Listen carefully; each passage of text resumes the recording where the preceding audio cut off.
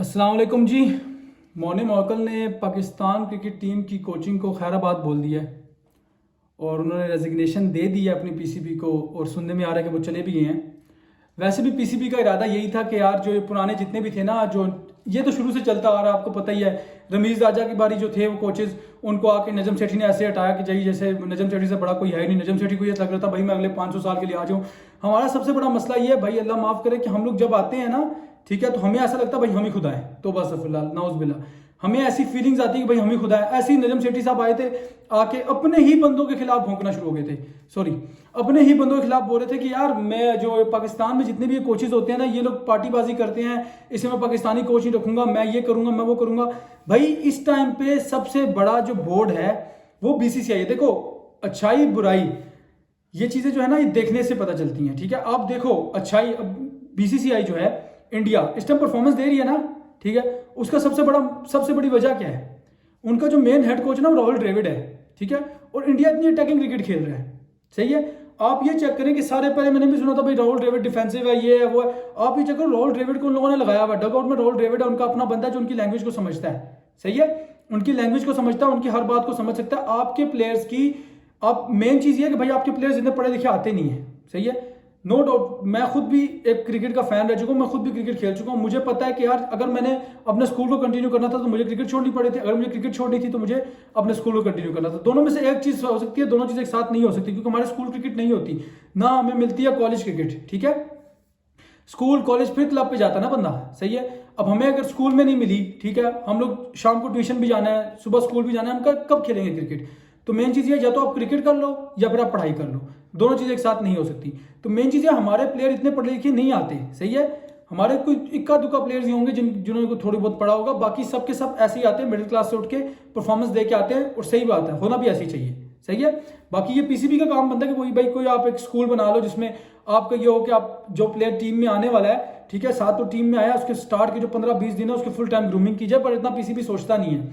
तो बात असल में ये है कि मोने मॉर्कल चले गए हैं।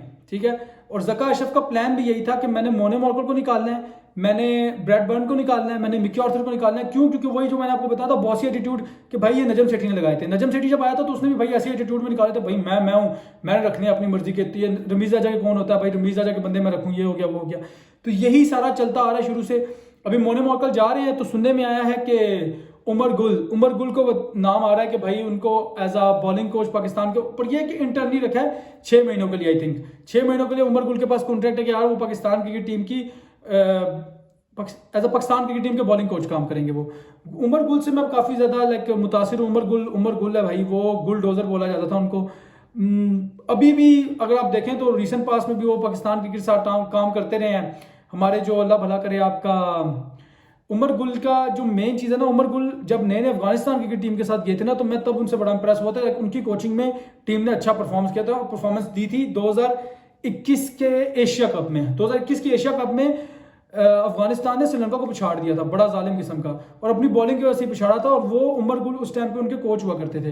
तो मैं उमर गुल का तब से बड़ा फैन हूं। मैं ये चाहता हूं कि यार ये जो हमारे अजीब से फैसले होते हैं ना पाकिस्तान कॉमेडी बोर्ड के, इनके अजीब से फैसले ही नहीं समझ में आते इंसान को। अब अगर आप देखें ना, इंजमामुल हक कामयाब थे, इंजमामुल हक के पीछे अवाम पड़ी हुई थी, यार इंजमामुल हक, इंजमामुल हक को क्यों बोल रहे थे? सारे इसलिए बोल रहे थे कि यार इंजमामुल हक को लाया जाए, वो आए एज अ कोच। ठीक है, आपने उसको क्या पकड़ के बनाया हुआ भाई, चीफ सेलेक्टर। चीफ सेलेक्टर का क्या काम है भाई? वो तो बैठ के पर्ची पे बस लिख दिया, ये नाम है, ये नाम है, ये नाम है, ये नाम है, ये लोग खिलाओ इनको जाके। भाई आपको हम लोग एडमायर करते हैं as a best batter Pakistan ever produced. ठीक है, कुछ लोग बोलते हैं, मैं कहता हूं ठीक है, अच्छी बात है, बट उसके बाद से अब बाबर जब से आया, बाबर से बेहतर कोई भी नहीं है ना था पाकिस्तान ने जो प्रोड्यूस किया। सही है, फिलहाल अब इंजमाम का ये सीन है। मैं ये चाहूंगा, ठीक है, मैं ये चाहूंगा कि अगर पीसीबी में थोड़ी सी अकल हो ना, तो आप इंजमाम को लेके आओ एज अ बैटिंग कोच। ठीक है, आप इंजमाम को लाओ एज अ बैटिंग कोच, आप उमर गुल को लाओ एज अ बॉलिंग कोच। सही है, बाकी आपने जो भी इधर उधर के बंदे रखने हैं, आप अब्दुर्रहमान को आपने रखा हुआ। अब्दुर्रहमान की माशाल्लाह परफॉर्मेंसेज उनकी भी मुल्तान सुल्तान के साथ बहुत अच्छी हैं। वो भी हमारे हेड कोच टाइप ही हैं। वो इस टाइम पे हेड हैं इस टाइम पे। बट इस टाइम पे हेड कोच जो था वो हमारे मिकी आर्थर साहब थे, जो लैपटॉप पे कोचिंग कर रहे थे। भाई पता नहीं जूम कोचिंग हो रही थी, पता नहीं क्या हो रहा था, पता नहीं लैपटॉप पे बैठ के वो कोचिंग करते भी थे या सो ही रहे होते थे, हमें तो कुछ भी नहीं पता इस बारे में। पर मेन चीज़ ये है कि पीसीबी जो कर रहा है ना, ये पीसीबी को नहीं करना चाहिए।